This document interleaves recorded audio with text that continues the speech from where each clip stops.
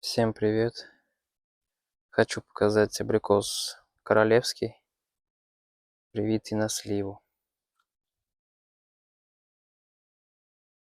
Вот место прививки. Разницы почти никакой. Оказалось, что у него ветки очень хорошо гнутся. Вот я их пригнул в 3 стороны.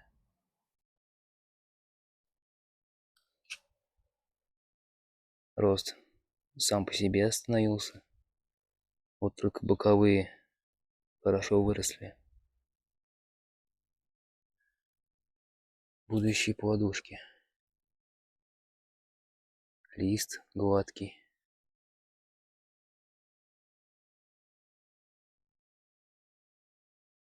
Места мало. Будет затенять другие абрикосы. Поэтому вот так я его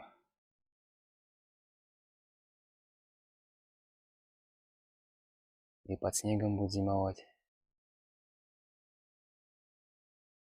Стопроцентно почка не будет вымерзать, цветочная.